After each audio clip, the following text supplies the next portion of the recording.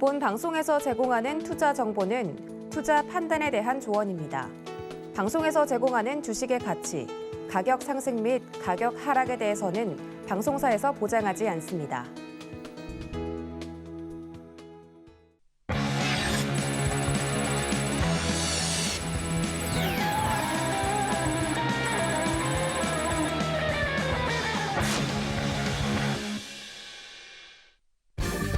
안녕하세요. 커다란 상승 흐름에 올라타는 시간 빅사이클 진행의 순자희입니다. 시계를 일주일 전으로 되돌린 듯 또다시 검은 월요일이었습니다. 이 공포의 6월이 이어지고 있지만 하지만 이럴 때일수록 손을 놓고 있을 수는 없겠죠. 이런 장 속에서 또 기회를 포착하는 자만이 살아남을 수 있습니다. 네, 앞으로 상승할 업종과 또 종목에 대한 투자 아이디어 빅사이클이 오늘도 알차게 준비해 왔으니까요. 저희와 함께 하시면서 또 오늘도 투자 아이디어 많이 얻어가시기 바라겠습니다. 네, 오늘 함께할 파트너님 바로 소개해드리도록 할게요. 네, 월요일은 임상현 파트너님과 함께 문을 열어보겠습니다. 반갑습니다. 네, 반갑습니다. 네, 반갑습니다. 네, 먼저 오늘 힘든 장을 보내셨을 저희 시청자분들께 인사 한 말씀 부탁드릴게요.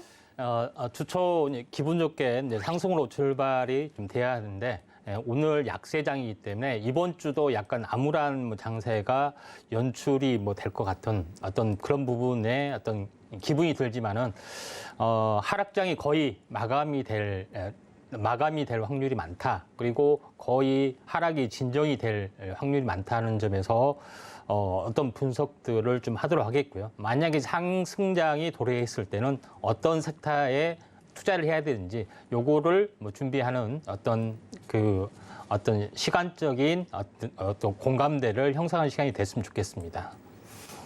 네, 정말 호재는 없고 악재만 이어지는 그런 시장이 이어지고 있습니다. 그렇지만 또 마스터 파트너님께서 우리 마음을 다독일 수 있는 그런 말씀으로 문을 열어주셨는데요. 궁금한 사항이 있다 하시는 분들은 노란톡 들어오시면 되겠습니다. 샵 0082번으로 임상현이라고 파트너님의 성함 3글자 적어서 문자 보내주시면 노란톡 참여하실 수 있는 링크 바로 보내드리고 있으니까요. 노란톡 들어오셔서 더 알찬 정보 많이 가져가시기 바라겠습니다. 네, 그럼 먼저 오늘의 마감 시황부터 체크해 보도록 하겠습니다. 바닥이 어딘지 또 그 밑에 이 지하실이 있는 걸까 싶은 그런 시장이 이어지고 있죠. 오늘은 외국인들의 매물 폭탄에 양시장이 크게 주저앉으면서 연중 최저점을 또다시 경신한 그런 하루였는데요. 먼저 코스피부터 짚어보겠습니다. 네, 코스피는 19개월 만에 2,400선이 무너졌습니다. 2,390선에 마감했는데요. 수급 동향을 체크해보면 개인과 기관이 동반 매수했음에도 불구하고 외국인 투자자의 매도가 지수에 하방 압력을 가했습니다. 이어서 업종별 움직임도 확인해 보시죠. 대부분 파란불을 켠 가운데 통신업종이 홀로 상승하면서 강보합권에서 마감했고 전기가스 업종이 전기 요금 인상 연기 소식에 낙폭이 컸는데요. 이어서 종이 목재와 철강 금속 업종이 4%대 내리면서 약세가 두드러졌습니다. 네, 다음 코스피 시총 상위 12종목들도 살펴보겠습니다. 대부분 하락 마감했는데요. 이 반도체 업황 우려감이 번지면서 대장주 삼성전자 약세가 연일 이어지고 있고요. LG에너지솔루션과 카카오가 3%대 낙폭 보였습니다. 네, 이어서 코스닥 지수도 확인해 보겠습니다. 네, 코스닥은 3.6% 크게 빠지면서 또다시 800선 붕괴됐습니다. 769선에 거래에 마쳤고요. 수급 동향을 보면 개인과 기관이 쌍끌이 매수했지만 외국인의 팔자세가 지수를 짓눌렀습니다. 네, 이어서 코스닥의 업종별 흐름도 짚어보겠습니다. 통신 서비스 업종이 7% 넘는 낙폭을 보이고 디지털 콘텐츠도 6%대 하락하면서 크게 빠졌는데요. 코스닥 시총 상위 12 종목의 움직임도 보시죠. 알테오젠만 2%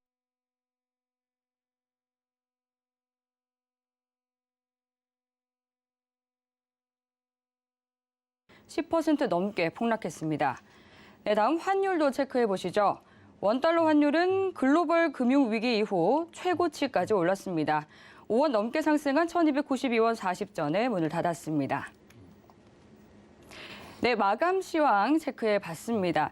이 한 주의 시작인 만큼 좀 힘차게 시작했으면 참 좋았을 텐데 오늘 월요일 이 장임에도 불구하고 좀 힘이 빠진 그런 시장이었는데요. 오늘 장에 대해서 파트너님께서는 어떻게 보셨을지 오늘 장 리뷰 들어보도록 하겠습니다. 네, 파트너님, 오늘 네. 장 좀 어떻게 보셨을까요? 이제 패드의 자이언트 스텝 어떤 그 조치 이후로 네. 하락이 마감이 될 것 같은 네, 오늘 장 사실 예. 아시아 시장에서도 우리 시장이 왜 이렇게 유독 크게 빠졌는지도 궁금하거든요. 예, 이제 미증시하고 아무래도 연동이 되는 부분이 상당히 예. 강한 것 같습니다. 왜 그러냐면은 외국인의 어떤 현재 매매 동향하고 환율하고 네. 일치하기 그렇군요. 때문에. 근데 사실 자이언트 스텝 이후로 또 7월 달도 자이언트 스텝을 밟을 것이다 하는 우려가 상당히 많습니다. 네. 그다음에 제일 중요한 것은 연준에 대한 신뢰성이 많이 흔들리고 있습니다. 왜냐하면은 경기는 현재 상당히 좋은 상황이고 다만 인플레이션이 문제다. 그렇기 때문에 공격적으로 금리 인상을 통해서 인플레이션을 잡아야 된다 하지만은 실질적으로 보면 나타난 지표가 경기에 대한 지표가 상당히 안 좋은 부분들이 상당히 많이 있습니다. 네. 그래서 이런 여러 가지 우려가 계속해서 겹쳤기 때문에 이번 주도 하락이 연장이 되는 그런 양상이 좀 전개가 되고 있는데 유럽도 마찬가지로 이제 긴축 행렬에 이제 합류를 좀 하는 모습도 있고요. 네, 반면에 사실 이제 증시를 봤을 때 유독 오른 국가 딱 두 개인데 중국하고 러시아입니다. 이게 사실은 좀 아이러니컬한 상황이 되는 어떤 부분이 좀 있습니다. 아무튼 어쨌든 간에 중국 같은 경우는 현재 금리를 좀 동결을 좀 했죠. 기준금리에 해당이 되는 대출 우대금리를 좀 동결을 통해서 부양을 하고 있고 그럼에도 불구하고 외국인이 탈출을 하지 않았다는 점. 또 탈출하지 않고 오히려 미래에 대한 성장성 때문에 외국인의 투자 자금이 유입이 되고 있다는 점에서 상당히 긍정적이다. 다만 우리나라는 똑같이 이제 미국의 어떤 행보와 같이 어떤 행동을 하려는 움직임이 좀 있기 때문에 그런 외국인의 어떤 매도세가 더 약간은 강화되는 움직임들이 좀 있습니다. 그런 부분이 있지만은 이제 크게 봤을 때는 어느 정도 매도세가 좀 진정이 되는 부분도 있고요. 그다음에 두 번째는 2분기 실적이 지금 6월 말이 되면은 대략 나오게 됩니다. 7월에 2분기 실적 발표가 되기 때문에 성장성이 있는 업종을 중심으로 반등이 좀 시도가 될 걸로 알고 있는데 하락장 속에서도 유독 강한 어떤 흐름을 보이는 어떤 최근의 어떤 지표가 종목 업종 섹터가 2차 전지 쪽에 해당이 된 종목군들이 상당히 강하고 있습니다. 강하게 좀 진행이 되고 있죠. 그런 점에서 좀 약간 달리 해석을 좀 해야 될 것 같습니다. 다만 삼성전자는 지수하고 연동이 되기 때문에 좀 빠지는 부분에 해당이 되는데 2차 전지나 다른 섹터는 상당히 강한 행보를 보이고 있다. 특히 2차 전지 쪽에서 강한 하방 경직성은 약간 선행 지표로 약간 보시면 될 것 같습니다. 먼저 제일 중요한 부분은 최근에 물론 경기 위축에 대한 부분도 있지만은 러시아 우크라이나 관련된 장기적인 어떤 장기전 속에서 인플레이션이 더 확대될 거라는 그 우려가 상당히 강합니다. 그래서 최근에 바이든 대통령이 사우디를 방문한다 이런 조치 때문에 약간 유가가 좀 잡히는 듯 모습을 보여주고 있지만은 곡물이라는 것은 한번 파종을 하게 되면은 바로 증산을 못하고 다음에 해야 되기 때문에 올해 6월, 7월이 약간 고비라는 설도 상당히 많이 있기 때문에 곡물가는 지속적으로 올라가고 있는 그런 상황입니다. 일단은 차트를 보면서 지수의 어떤 바닥 가능성에 대해서 잠깐 언급을 좀 드리도록 하겠습니다. 네. 이 최근 지수를 보면 이거는 이제 로그 차트입니다. 로그 차트란 것은 이제 상승 비율로 만든 그 차트는 일반 차트가 아니고요. 고점과 고점을 연결한 추세선. 지난번에도 한번 제가 추세를 그었는데 지금 또 등각으로 보면은 이 하단 추세선이죠. 하단 추세선인데 하단 추세선을 오늘 살짝 깨고 넘어갔죠. 근데 이제 가추세선이라고 해가지고 요 위에 이렇게 형성이 된 추세선을 다시 한번 보조로 이제 그려보면은 약간의 여유는 있습니다. 이제 2,380 정도의 지지의 여유가 있기 때문에 이 하락이 거의 2,400포인트에서 지지를 보이지만은 살짝 오버슈팅이 될 수 있다. 이렇게 좀 생각이 좀 되고요. 그다음에 이제 시간적으로 보면은 6월 초부터 사실은 5월 말이 이제 단기 고점이었고요. 6월 초부터 하락을 했기 때문에 6월 말 안에 하락이 거의 급락이 될 확률이 많다고 제가 이제 언급을 좀 드렸던 거고요. 그다음에 장기적으로 보면은 6월 25일 날 하락을 했기 때문에 이 하락 파동이 거의 6월 말 이전, 6월 25일 이전에 어떤 그 부분들이 그 하락의 마감점이 될 확률이 많습니다. 그다음에 국제정시 차원에서는 23일 날 나토 정상회담과 어떤 맞불 성격이 열리는 브릭스 회담이 23일 날 있습니다. 23일 날 현재 그 중국, 러시아, 그다음에 인도, 남아프리카, 그다음에 현재 브라질 5개 정상회담이 열리는 모습도 있고요. 그때는 인플레이션 관련된 뭐 그런 대책도 봐야 될 것 같고 또 나토 정상회담이 29일 날 열리죠. 국지국지한 사건들이 2개나 있기 때문에 하나 이제 정세적으로 하나의 변곡점이다 이렇게 좀 생각이 좀 됩니다.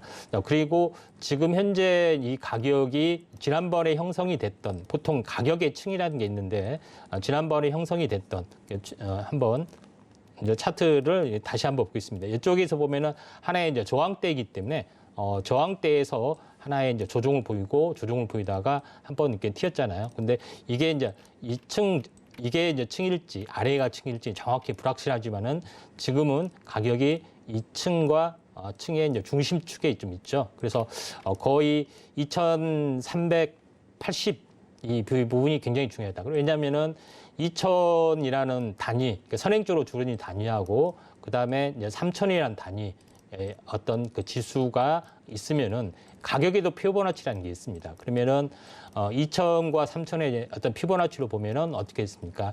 0.382로 구성이 되면은 어떻게 됐습니까? 2,380이 피보나치 수력이 있죠. 뭐 238, 정확히 말하면 238이 포인트인데 그래서 제가 2,400은 선행적으로 주어진 값이고 그 아래 살짝 언더로 그 저항선이 보이면 2,380이다 이렇게 좀 전형이 됐고 지금은 2,390에서 왔다 갔다 하고 있습니다. 그래서 정가상으로 2,380만 이번 주에 잘 지켜주는 어떤 흐름만 나와주면은 거의 바닥이 완성이 되지 않느냐 이렇게 좀 생각이 되고 시간적으로 봐도 그렇습니다. 그래서 6월 25일 전후 또는 이전에 저점을 좀 찍을 것 같고요. 그다음에 현재 최근에 마지막 급락 파동이 6월 초부터 시작이 되기 때문에 이제 월로 보면은 6월 말에 끝나지 않느냐 이렇게 좀 생각이 됩니다. 그런 관점에서 거의 투매 완성이 됐다 이렇게 좀 생각이 됩니다. 네, 오늘 장에 대해서 또 리뷰를 해 주셨습니다. 오늘 정말 무서운 그런 흐름이 나왔던 것 같습니다. 새파랗게 질리면서 증시는 연 저점을 경신했고 또 환율 같은 경우는 연 고점을 경신한 그런 하루였는데요. 일본과 중국 같은 경우는 여전히 완화적인 통화 정책을 펼치고 있는 반면 우리나라는 이 미국 통화 정책을 따라가고 있기 때문에 조금 더 민감하게 영향을 받은 것이 아닌가 하는 그런 생각이 듭니다. 네, 하지만 하늘이 무너져도 또 솟아날 구멍이 있다고 시장을 좀 지지부진한 반면 또 상한가가 간 그런 또 종목이 나오기도 했죠. 네, 오늘 시장의 선택을 받은 업종 화면 통해서 확인해 보도록 하겠습니다. 화면 보시죠. 네, 오늘 장의 선택을 받은 업종은 곡물 그리고 사료 섹터입니다. 네, 업종에 대한 분석과 관련 종목들까지 면밀히 들여다보도록 하겠습니다. 네, 곡물 그리고 사료와 관련해서 계속해서 이 해당 섹터 내 종목군들이 좀 강세를 나타내고 있는 것 같습니다. 이 글로벌 식량 공급망 우려가 부각이 되면서 좀 주목을 받고 있는 것 같은데 당일에 좀 강했던 이슈에 대해서 정리 부탁드릴게요. 오늘 이제 이 상승 상위 종목군은 이제 곡물주 쪽이 상당히 강했던 뭐 그런 부분인데 네. 최근에 오늘은 꺾어졌지만은 신성홀딩스 같은 경우도 급등했다가 이틀 정도 조정을 보였던 부분들에 해당이 되고 네. 오늘 이제 크게 상승하는 종목군들이 지금 고려산업, KCPD 같은 경우에 급등을 좀 했죠. 네, 어떤 이슈가 있었죠? 현재 뭐 특별한 어떤 해외적인 이슈가 상당히 강한 그런 요인을 하고 있는데 제가 좀 전에 이제 시황에서 이야기했지만은 유가라는 것은 현재 수급 불균형에 좀 해당이 되는 원인이 강하기 때문에 증산 조치를 하면 나름대로 증산이 좀 됩니다. 근데 곡물이라는 것은 곡물이 부족하기 때문에 증산을 하라고 농부들한테 이야기하면은 다음에 해야 되잖아요. 네. 막상 되지를 않는다는 이야기입니다. 그렇죠. 그런 부분에 해당이 되기 때문에 이게 이제 기간이 매년 이렇게 돌아오는 부분이기 때문에 그러면 다음 파종 때 증산을 한다 이렇게 이야기를 하죠, 당연히. 네. 그렇기 때문에 제가 이야기를 했지만은 이제 7월 달에 이번에 이제 파종을 수확을 좀 하게 되죠. 네. 그다음에 재고도 떨어지게 되고 이런 상황이 연출이 되기 때문에 7월이 이제 고비다 이렇게 상당히 많이 좀 하고 있고 그다음에 우크라이나 관련된 곡물에 대한 수출 이게 묶여도 나가는데 이걸 풀면 되지 않겠느냐 이렇게 다각적으로 협의를 좀 하고 있죠. 그래서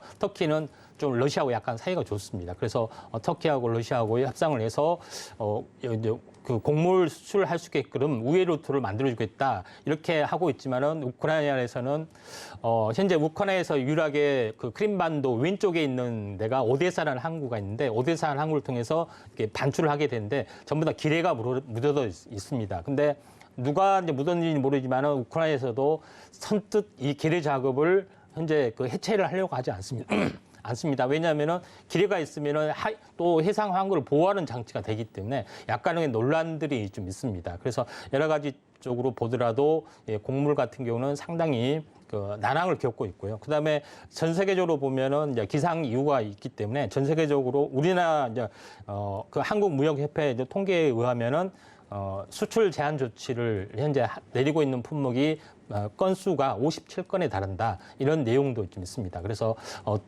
이런 곡물 관련된 부분에 있어서 그 가격 급등이 예상이 되고 어떤 것은 80% 사료 같은 경우 비료 같은 경우는 80%, 그다음에 곡물 쪽으로는 40%, 뭐 30% 계속 올라가고 있습니다. 유일하게 지금 오르지 않는 부분이 쌀이죠. 그래서 우리나라에도 쌀 가격은 오히려 떨어지려고 하고 있습니다. 이런 상황에서도.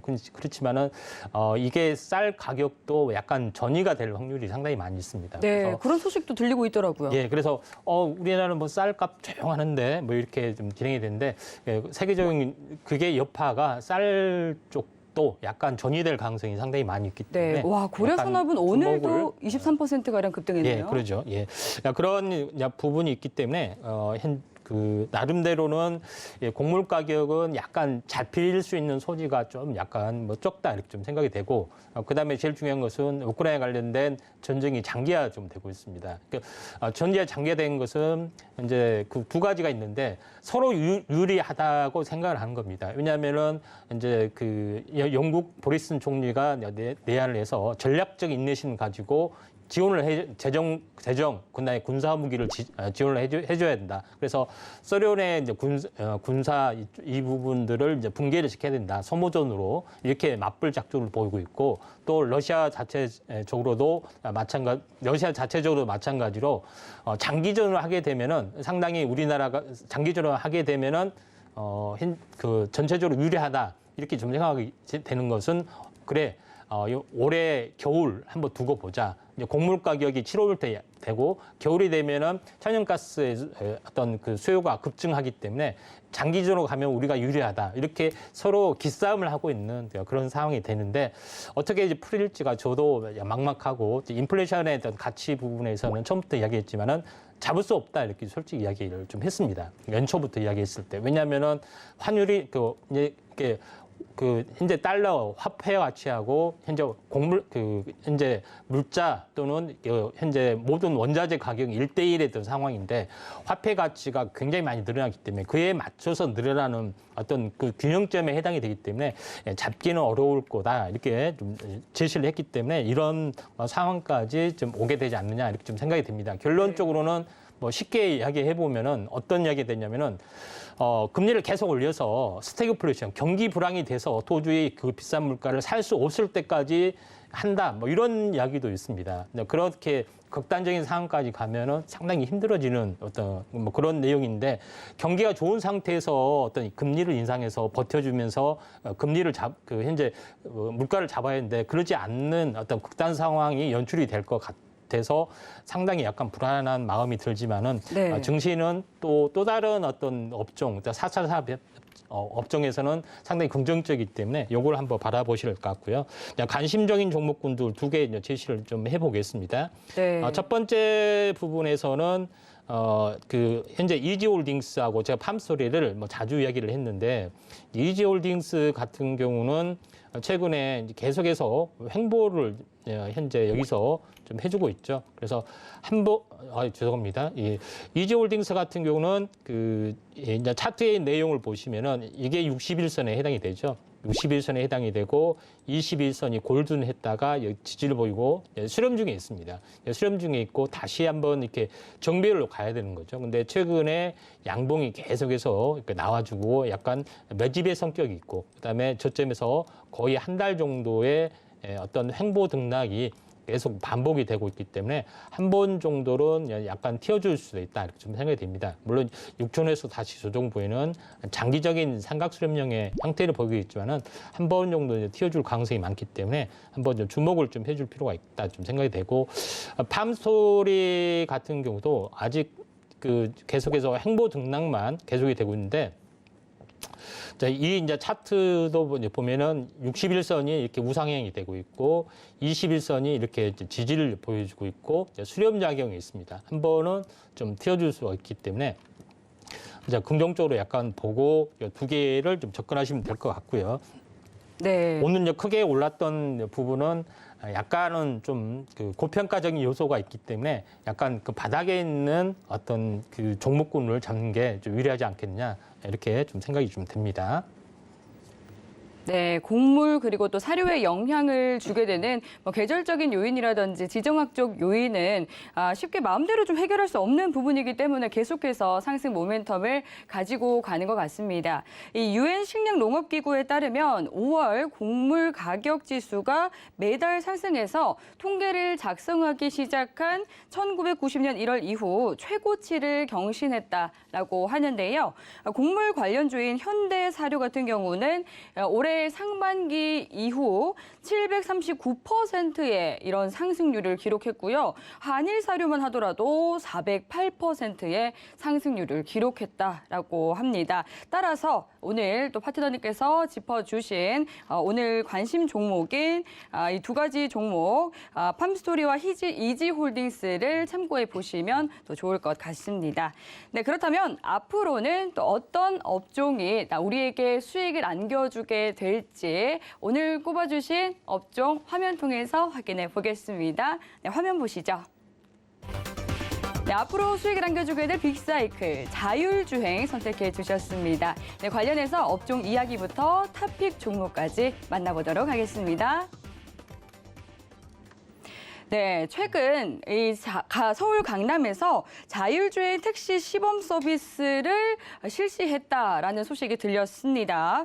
그러니까 이제는 정말 자율주행이 먼 나라의 이야기가 아닌 것 같습니다. 관련해서 자세하게 소식 좀 정리해 주시죠. 이제 자율주행을 좀 꼽았던 이유는 네. 이제 자율주행에 대해서는 상당히 방대한 내용이 좀 있죠. 그래서 네. 이제 오늘하고 내일도 현재 자율주행을 좀 할 겁니다. 그래서 예. 오늘 내일 잘 들으셔야 되는데 네. 오늘 자율주행을 좀 하는 것은 먼저 센서에 관련된 내용에서 좀 종합을 하는 건데요. 네. 최근에 현재 이재용 부회장이 이제 방한을 하면서 현재 귀국을 하면서 이런 말이죠. 첫째도 기술, 둘째도 기술, 셋째도 기술이다. 이렇게 이야기를 좀 하고 세계 시장이 무섭게 변모를 하고 있다. 이야기를 좀 했었죠. 했었는데 그만큼 자율주행에 관련된 어떤 전체적으로 보면은 자율주행이 가장 큰 핵심으로 좀 부상이 될 수 있습니다. 그래서 자율주행이 가장 먼저 진행이 되고 있는 어떤 분야가 최근에 이제 우리나라 같은 경우는 강남에서 로보틱스를 운영한다.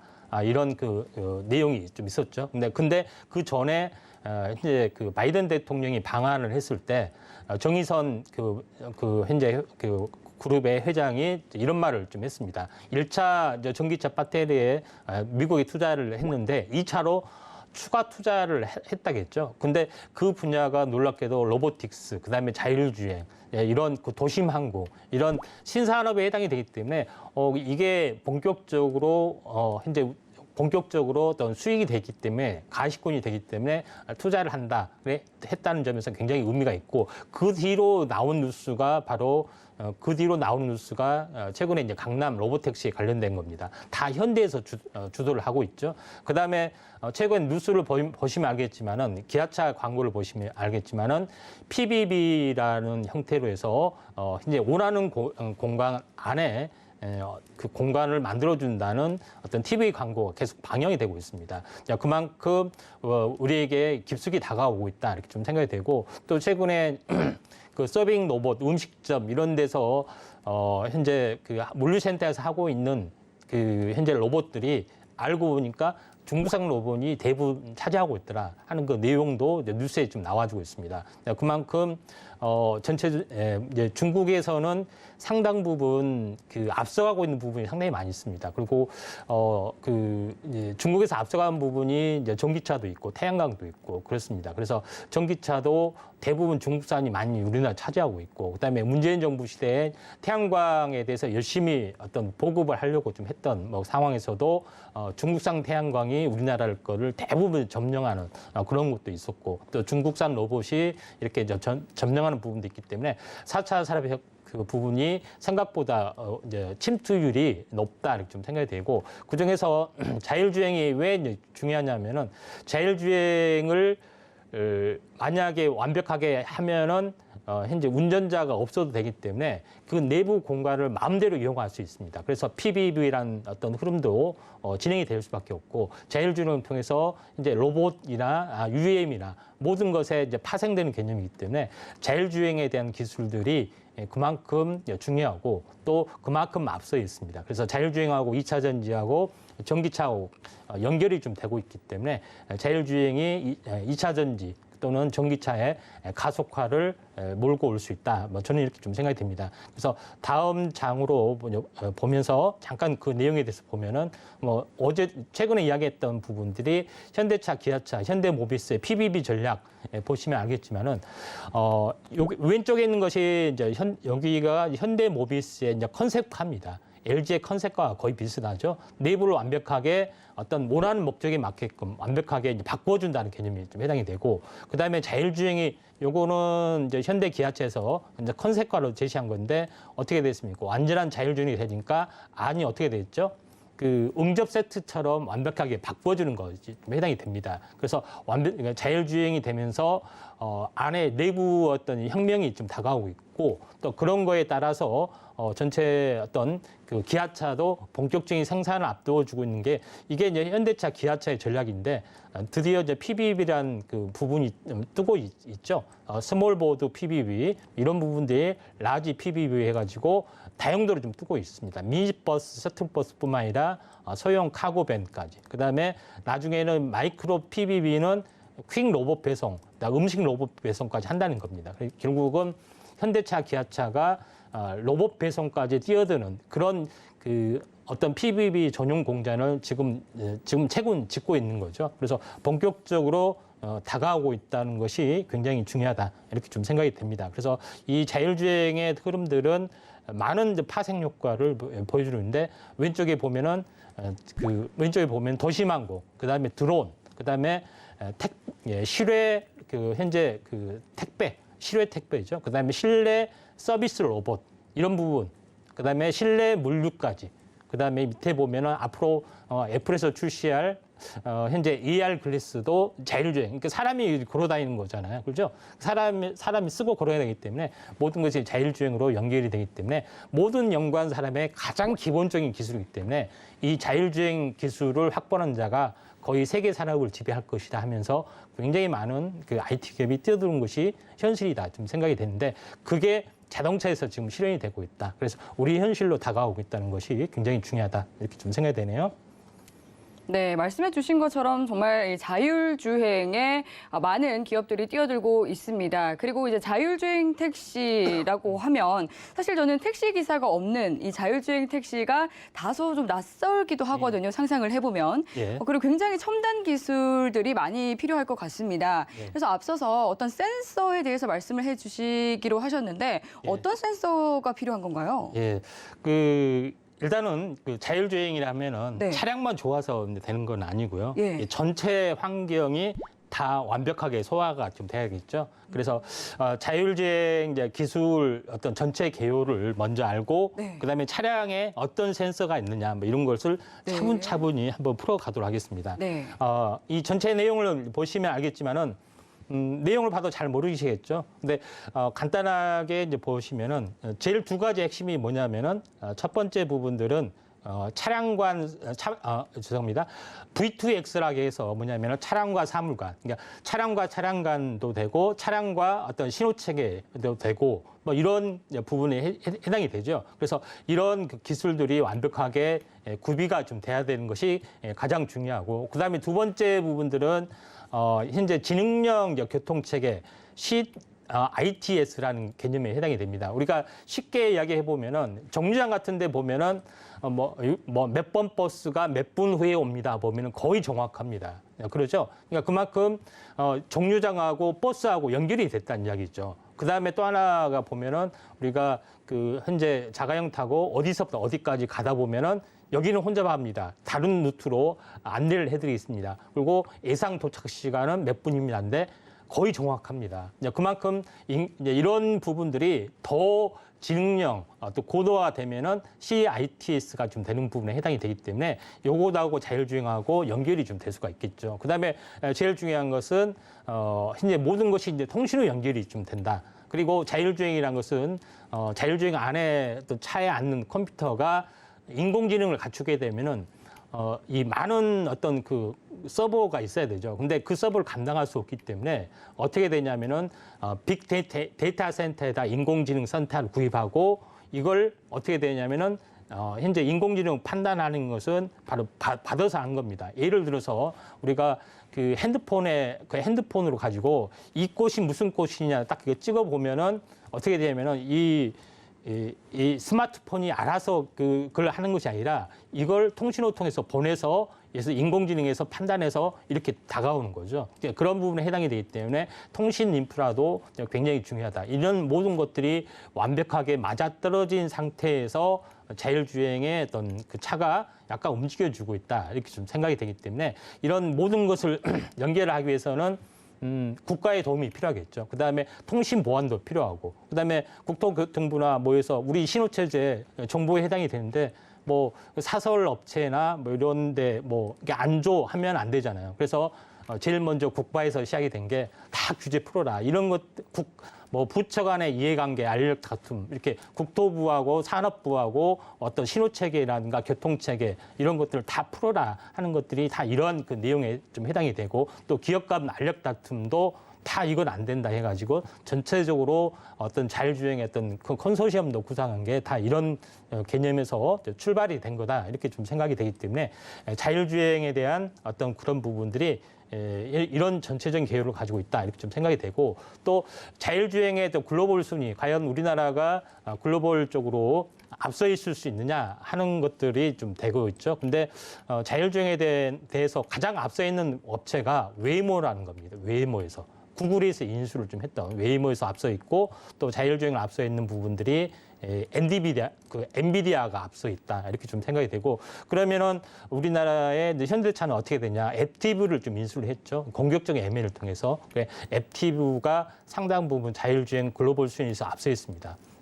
또 모빌아이라는 업체도 그렇고요. 그래서 결국은 자율주행 인공지능 업체 그다음에 빅테크 기업하고 이제 자동차 기업하고 연합을 했죠. 근데 여기를 보시면 알겠지만은 이게 아시겠지만은 그 테슬라는 없지 않느냐 생각이 되는데 테슬라의 인공지능은 좀 한참 후순위에 많이 밀리는 어떤 그런 모습이 좀 해당이 되기 때문에 현대차의 기술이 많이 앞서고 있기 때문에 이번에 상당히 이제 기대가 좀 된 거고, 그 다음에 삼성전자에서 이번에 이제 해외 5개국 순방을 갔다 와서 그 만난 업체 중에 하나가 어디냐면 BMW입니다. BMW. 그래서 BMW 왜 만나느냐? 삼성 SDI가 이제 그 배터리를 공급을 하는 회사죠. 근데 BMW가 또 마찬가지로 인공지능 자율 업체하고도 연합이 돼 있고, 그 다음에 여기에 차량용 반도체를 공급하는 업체가 퀄컴입니다. 그래서 퀄컴하고 삼성하고 BMW와 연관이 돼서 자동차에 대한 그 빅뱅이 좀 시작이 될 수도 있고 또 삼성은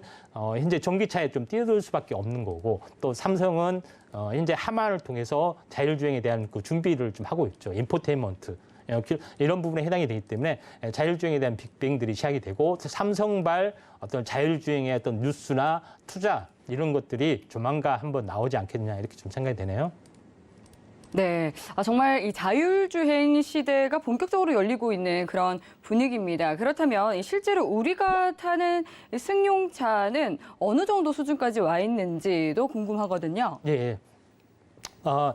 승용차에 관련된 뭐 자율주행 잠깐 이제 차트를 보면서 계속 말씀드리겠습니다. 여기를 보시면은 이번에 자율주행에 관련된 그 핵심 왼쪽에 있는 사진들인데 네. 오른쪽에 분류해 보면은 각종 이제 보조 장치가 좀 있습니다. 예. 외부에 이제 카메라, 레이더 뭐 이런 것들이 좀 있는데 네. 전체적으로 보면은 테슬라는 카메라 위주로 많이 하고 있고 나머지 업체들 같은 경우는 안정성을 확보하기 위해서 라이다라든가 카메라라든가 레이더 이런 그 부분까지 함께 하고 있는 그 빅뱅의 대결이죠. 그래서 테슬라가 현재 카메라만 하면 되지 왜 뭐 라이다, 레이더가 필요하느냐 이렇게 어떤 바보나 한 짓거리다 하면서 굉장히 기싸움을 하고 있는데 결론적으로 이제 둘 다 필요한 부분에 해당이 됩니다. 그래서 전체 이제 내용을 보시면은 자율주행 센서에 관련된 그 내용, 요것이 내용입니다. 그래서 각 뭐 일일이 설명하기는 어렵지만은 결국은 카메라, 그다음에 레이더, 라이다 이런 여러 가지 것들이 이제 복합적으로 카메라 전후방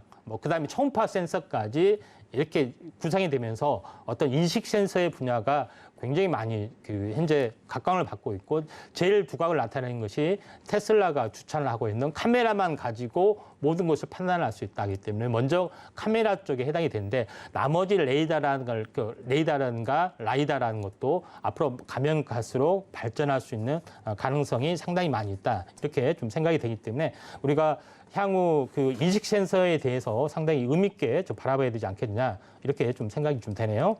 그런 관점에서 그 현재 인식 센서를 바라볼 것 같고요. 그 다음에 두 번째로 보면은 뭐냐면은 그 센서에 이제 장단점이 있습니다. 그러니까 뭐냐면은 오른쪽에 보는 것이 뭐냐면 테슬라가 있죠. 레이더하고 라이다, 카메라가 다 필요한 건데 오른쪽에 있는 부분도 뭐냐면 테슬라가 어이없는 사고입니다. 왜냐면은 도로에 누워 있는 대형 트럭의 하얀색을 보고 아무것도 없는 걸로 인식하고 바로 이렇게 바로 테슬라가 받아버리는 그 차가 받아버리는 게 되죠. 결국은 뭐냐면은 어떤 사물 인식이 전혀 엉뚱한 걸로 이제 됐을 때는 이런 사고가 난다는 겁니다. 그래서 길거리 옆에서 화물을 뭐 내리고 있는데 이걸 그 차량으로 돌진한다고 생각하고 인공지능이 판단해서 갑자기 뭐 급정을 한다든가 여러 가지 그런 난제들이 있기 때문에 이런 것들을 다 해소하려면은 모든 것이 다 필요하다 이렇게 좀 생각이 되고 이에 관련된 어떤 종목에 대해서 조금 있다가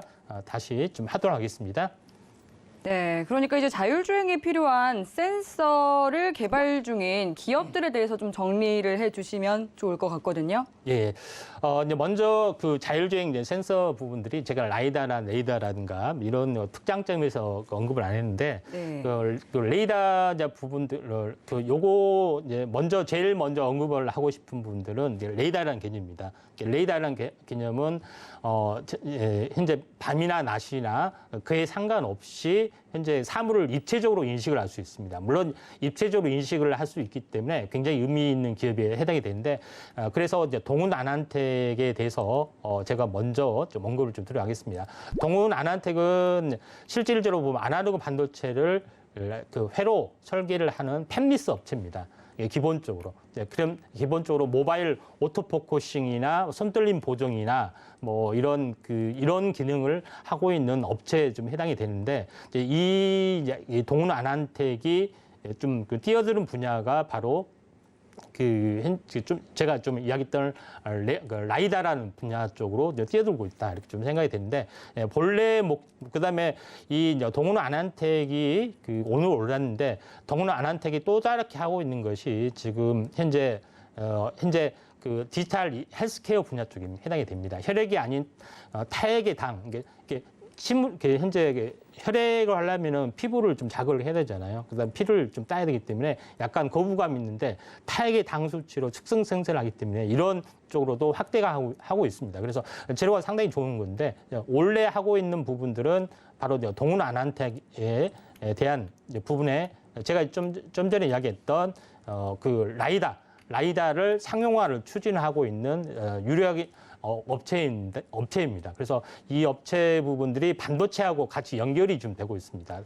라이다하고 반도체 집하고 바로 현재 시스템 온 칩으로 연결이 좀 되고 있는 부분이 해당이 되기 때문에 그 동운 안한택이 칩 생산을 하고 있기 때문에 최종적인 수혜주로 또 완성품으로 납품이 되기 때문에 자율주행에서는 라이다가 다시 한번 추진할 수도 있다 좀 생각이 되고 또 제일 중요한 것은 라이다가 로봇에서도 좀 장착이 되고 있죠. 그래서 카메라만 부족하기 때문에 그래서 로봇에 대한 그 라이다에 대한 그 진출도 왕성하게 좀 이루어지고 있는데 현재 이런 부분에 해당이 되기 때문에 동운 안한택이 라이다를 상용화되고 대중화됐을 때는 가장 큰 수혜주로 떠오르지 않겠느냐 이렇게 좀 생각이 좀 됩니다. 그런 관점에서 첫 번째 종목에 해당이 되고 차트를 보면서 잠깐 말씀 좀 드리도록 하겠습니다.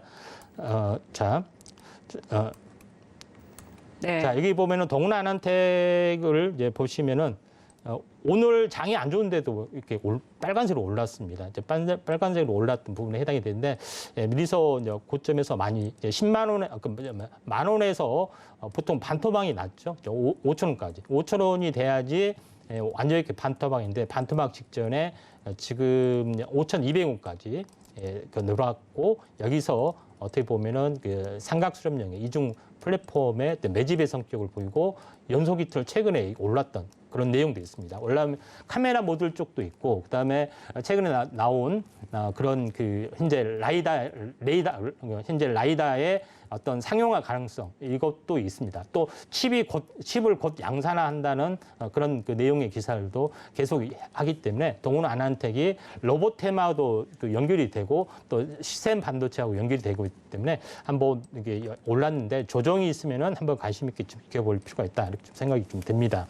그다음에 두 번째 이제 종목으로 좀 넘어가도록 하겠습니다. 네. 두 두 번째 이제 종목으로 넘어가서 우리가 이제 관심 있게 지켜봐야 할 부분들은 i3 이제 시스템이라는 종목입니다. 네. i3 시스템 현재 3 시스템 종목은 현재 그 핵심은 뭐냐면은 적외선 영상 센서, 그다음에 엑스레이 영상 센서를 전문으로 하는 업체인데 요거하고 인식 센서하고 전혀 관계가 없지 않느냐. 이렇게 적외선인데 적외선을 사용하지 않는다 이렇게 하지만은 지금은 현재는 군소형이나 적외선 영상 부분 쪽에 좀 하고 있습니다. 하고 있는데 제일 중요한 부분들은 뭐냐면은 고급 승용차나 이런 쪽은 적외선까지 이제 그 장착이 좀 되고 있습니다. 그래서 카메라 나이트 비전으로 만약에 이걸 보면은 밤에 뭐 100m, 200m 있는 아무도 안 보이는 카메라는 안 보이는 데서도 사람을 정확하게 유추할 수가 있고 그다음에 로봇 중에 순찰 로봇이나 이런 게 있습니다. 그러면 밤에 안 보이는 데 있어야 되잖아요. 안 보이는 데는 카메라가 인식이 안 되는데 정확하게 인식이 된다는 점에서 최대 강점에 해당이 되고 라이다 같은 경우는 눈 비 올 때 또 카메라도 눈 비 올 때 이런 데는 다 막혀서 안 되는 단점들이 있습니다. 근데 요거는 열 화상이기 때문에 거의 정확하게 인식이 된다. 이렇게 좀 생각이 됩니다. 자, 요걸 보시면은 낮에는 이렇게 되지만은 밤에는 전혀 안 보이죠. 근데 이 아래를 보면은 이렇게 뚜렷하게 보이고 있다는 것이 굉장히 그런 그 내용에서 탁월하다. 이렇게 좀 생각이 되기 때문에 IC 시스템이 바로 열 적외선 현재 열 적외선 방식이기 때문에 고급차에도 채통이 되고 로봇에서도 자율주행에서 채택이 되기 때문에 가능성이 상당히 많이 있다 이렇게 좀 생각이 되는데 차트를 보면서 이제 말씀을 드리도록 하겠습니다. IC3 시스템 같은 경우도 이제 오늘 뭐 장이 안 좋아서 이렇게 많이 빠지고 좀 있는 상황이 좀 해당이 좀 됩니다. 그렇지만은 장기적으로 보면은 다시 온바닥권에 좀 해당이 되고 다만 현재 매물을 소화하려면 멀었지만은 로봇 테마라든가 고급 승용차에 채택하는 비율이 높아지기 때문에 i3 시스템도 나름대로는 바닥을 안정 뒤에 다시 올라갈 수가 있다. 그래서 열 적외선이나 뭐 이런 로봇 상용화 이렇게 보안 로봇 이렇게 되면은 i 시스템을 좀 생각하시면 될 것 같습니다. 네, 체력이 많이 떨어져 있는 최근 시장임에도 불구하고 이 탄탄한 업황을 보여주는 자율주행에 대해서 짚어주셨습니다. 지난주 서울 강남 일대에서 이 자율주행 택시 로보라이드 운행이 가능해진다라는 소식이 전해지면서 자율주행 관련주 상한가 기록하기도 했는데요. 이 8월에는 무상으로 또 로보라이드 서비스를 시민들에게 제공할 예정이다라고 합니다. 또 자율주행 기술은 시스템이 운전에 관여하는 정도 그리고 또 운전자가 차를 제어하는 방법에 따라서 0에서 5단계 이렇게 6단계로 나뉘게 되는데요. 이 자율주행 택시인 로보라이드는 운전자의 개입이 없이 도심에서 자율주행이 가능한 4단계에 해당한다라고 합니다. 승용차의 경우에는 자율주행 3단계 차들이 지금 출시되고 있는 그런 상황이고요. 네, 그럼 오늘의 주인공 탑픽 종목 바로 만나보도록 하겠습니다. 공개해 주시죠. 예, MC넥스입니다. MC넥스요. 예, 또 자, 유명한 기업이죠. 예, 바로 분석 부탁드릴게요. 예. 자, MC넥스는 카메라 모듈로 잘 알려져 있고 네. 스마트 모던의 카메라 모듈을 알려줬는데 예. 제가 요거를 하게 된 것은 이제 자동차용에서도 카메라를 쓰고 있는데 그 지금 현재 알고 있는 그 라이다 있죠. 예, 라이다에서도 이걸 좀 채택할 가능성이 많은데 요거 연구의 주관 기업이 MC넥스입니다. 네. 그런 부분에 해당이 되기 때문에 가장 효율적으로 다목적으로 할 수가 있는 업체다 이렇게 좀 생각하시면 될 것 같습니다. 그래서 기본적으로 현재 카메라 모듈 전문 업체다. 그래서 휴대폰용 외에 자동차 블랙박스 로봇 모든 부분에 다 들어가는 그런 내용이 좀 해당이 되기 때문에 전체적으로 가장 중요한 핵심 포인트가 되고 그다음에 기술적으로 보면은 현재 이 기술의 오토포커스나 모든 것들을 내재화를 하나둘씩 하고 있기 때문에 원가 경쟁력에서 상당히 앞서 있다. 이게 두 번째 키포인트다. 좀 생각이 되고 또 현재 제가 이야기했던 부분을 보면은 산업부가 발주한 라이다 개발 사업 수행 사업자로 만도하고 같이 컨소시엄을 구성을 하고 있기 때문에 만약에 라이다가 상용화가 되면은 MC넥스에 장착을 해서 만도의 1차 밴드에 납품을 하게 되죠. 그러면 현대차에서 적용이 되고 있기 때문에 상당히 의미가 있다. 이렇게 좀 생각이 좀 됩니다. 그래서 라이다 분야 부분들도 해당이 좀 되고 있고 MC넥스가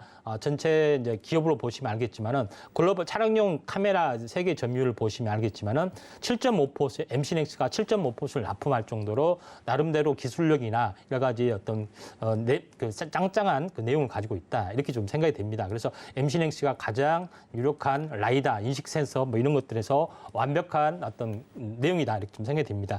차트를 보면서 좀 잠깐 말씀을 드리도록 하겠습니다. 네. 현재 MC넥스 이제 부분들은 오늘 뭐 차량이 안 좋아서 이렇게 많이 빠지는 그 내용에 해당이 되는데 차트로 보면은 어떻게 보면 역N자의 가능성이 있습니다. 하락, 그다음에 되돌림, 그다음에 재하락 이런 부분에 해당이 되기 때문에 이 하락 비율하고 거의 비슷한 바닥권 낙폭과대의 어떤 흐름이 지금 진행이 될 수가 있다 좀 생각이 되고 그다음에 이제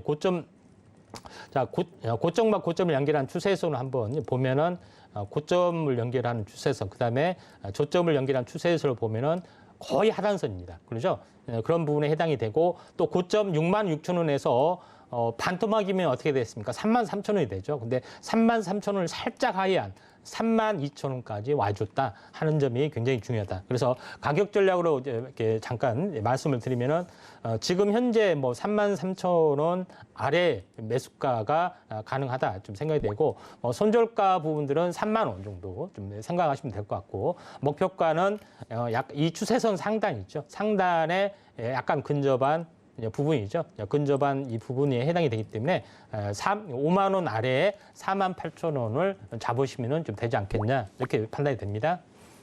네, 자율주행차의 핵심 장비인 또 라이다와 관련한 탑픽 종목인 MC넥스에 대해서 가격 전략까지 만나봤습니다. 보다 자세한 대응 전략 궁금하다 하시는 분들은 노란톡 들어오시면 됩니다. 샵 0082번으로 임상현이라고 파트너님의 성함 3글자 적어서 문자 보내주시면 노란톡 참여하실 수 있는 링크 바로 답장으로 보내드리도록 하겠습니다. 하단으로 나가고 있는 QR코드 핸드폰 카메라 켜서 스캔하셔도 빠른 입장하실 수 있으니까요. 들어오셔서 방송 이후에도 더 많은 소통 이어가시기 바라겠습니다. 네, 참고로 본 방송에서 제공하는 정보는 투자 판단에 대한 조언일 뿐 해당 상품의 가치나 수익률을 보장하지 않습니다. 서울경제TV는 자본시장 통합법을 준수합니다. 1:1 투자 상담과 유사 수신행위 등 모든 불법 사항을 엄중히 금지합니다. 오늘 저희가 준비한 내용은 여기까지입니다. 시청해주신 여러분 고맙습니다.